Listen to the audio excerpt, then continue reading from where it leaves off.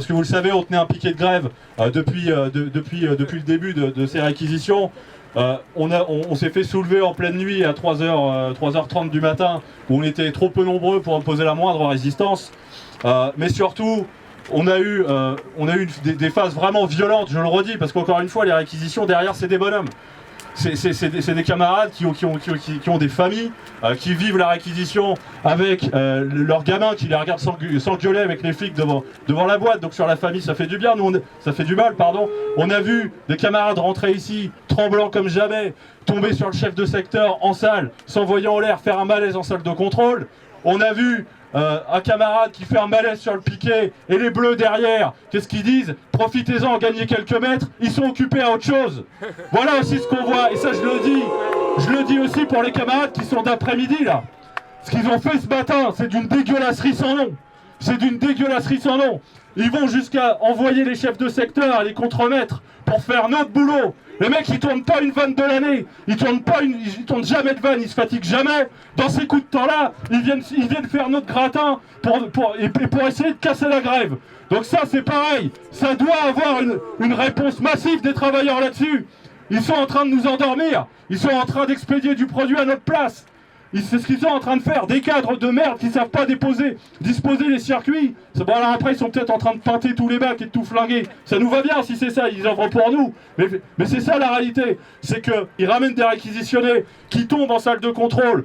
Vu ce qui s'est passé sur le site, pour nous il n'y a de toute façon pas d'autre choix, et c'est ce qu'on expliquait depuis le début, d'aller sur la reconduction du mouvement. On le redit, ne serait-ce que pour les réquisitions qu'on fait réexploser les taux de grévistes ce matin, et dans les conditions dans lesquelles ça s'est passé, avec les intimidations des bleus, avec les trahisons à l'intérieur, les trahisons, enfin je dis ça mais ça n'a jamais été nos alliés, les coups de poignard de l'encadrement qui continuent, et on le voit, il faudra se poser la question au T-MEX, on va en discuter après, sur qu'est-ce qu'on fait par rapport à ce qui a été organisé. Nous, la proposition qu'on fait pour le quart d'après-midi, c'est de reconduire ce mouvement jusqu'à lundi 13h, de mettre 72 heures de plus. Par contre, on ne leur lâche plus rien. On avait mis les travaux pour essayer de faire un peu de maintenance, on ne leur lâche plus rien. On ne leur lâche plus rien.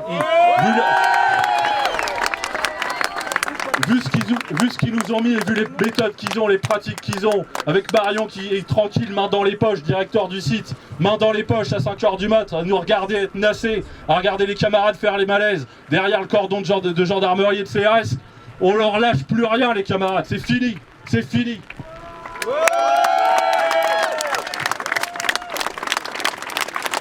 On va procéder au vote pour le quart d'après-midi. Je le redis, les modalités. Ah, c'est celle qu'on connaît. Je dis un mot quand même sur la répression aussi qu'on a en interne, sur ce qu'a mis en place la direction en termes de répression contre les grévistes. C'est-à-dire que globalement, pour l'expliquer vite aux autres, l'enjeu de la direction, c'est de mettre les grévistes contre les non-grévistes, de mettre les totales contre les sous-traitants, alors qu'on est tous sur le même bateau et qu'il n'y en a pas un qui est pour la réforme et qu'on veut tous que le gouvernement il recule et qu'il tombe là-dessus. Sur les mesures qui ont été annoncées par la direction, c'est des modifications notables et majeures de l'organisation du travail. On a une camarade avocate qui est là, qui travaille dessus. Ça va tomber. Et ce qu'ils vont être contraints de faire, c'est d'organiser une information-consultation. Et dans ce cas-là, ce que ça veut dire, c'est que l'ensemble des mesures, elles ne s'appliqueront au mieux que dans un mois, peut-être dans 2 mois. Donc pour l'instant, c'est des pas face à ces manœuvres, c'est du bluff. Ils mettent en place une organisation que la semaine prochaine, ils ne pourront pas tenir eux-mêmes. Donc il n'y a pas de problème et il n'y a pas d'inquiétude à avoir là-dessus. Je le dis aussi, parce que les pertes de salaire vont commencer à s'accumuler. Il y a une caisse de grève qui court. On appelle nous l'ensemble de ceux qui ne peuvent pas se mobiliser dans leur secteur, qui sont retraités, j'en sais rien. On appelle ces gens-là à verser à la caisse de solidarité. Pour tous les autres travailleurs, versez pas une thune. Ne nous versez pas une thune. Faites grève chez vous, parce que c'est ça qu'il faut leur imposer. C'est une grève massive.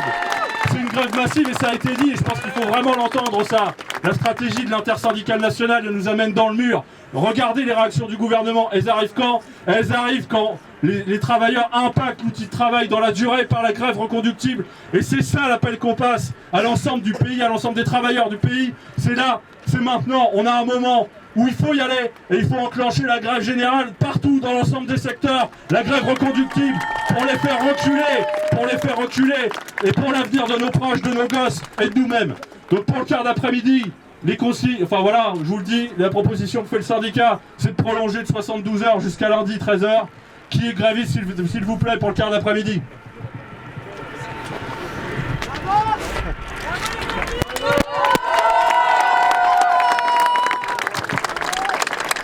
J'arrête pas à compter là.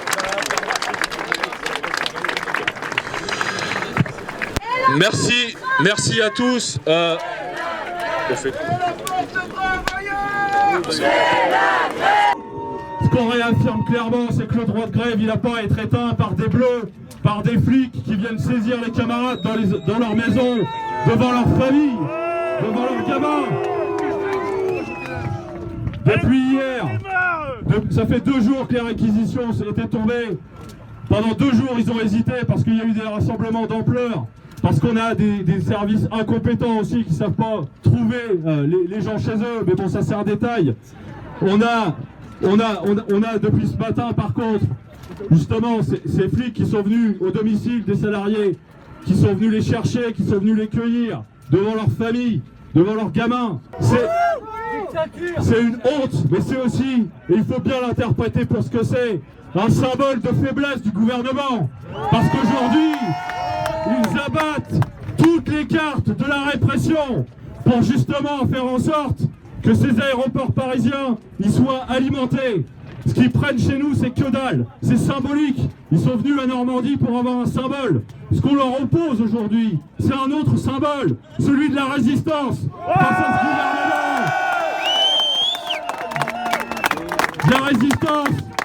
De la résistance face à ce gouvernement qui est prêt à tout pour casser la grève. Parce qu'aujourd'hui, il y a un cocktail qui leur plaît pas du tout.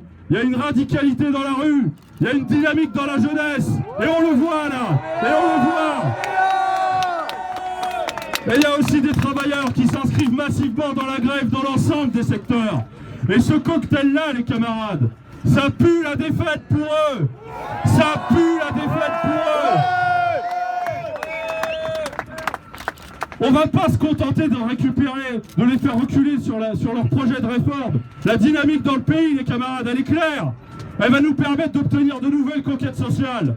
Elle va nous permettre d'aller chercher la retraite à 60 ans et avec 55 ans pour les métiers pénibles. Parce que s'il y a 10 ans, c'était déjà pas acceptable de gratter jusqu'à 62, aujourd'hui ça l'est pas plus. Et ça, cette dynamique-là, ces échanges-là qu'on est en train de construire, cette solidarité, c'est avec ça qu'on va gagner.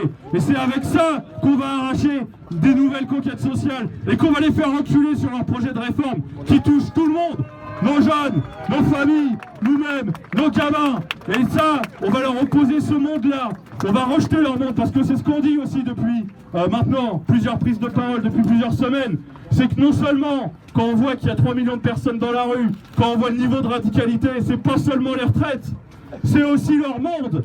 C'est l'inflation qui nous bouffe à la gueule. Et d'aller chercher une indexation des salaires dessus et des augmentations massives pour tous. C'est des conditions de travail décentes. On est au-delà du simple combat sur la réforme des retraites. Ce qu'on veut, les camarades, aujourd'hui, il faut être clair, c'est la fin de leur monde. C'est ça qu'on veut, c'est pas autre chose.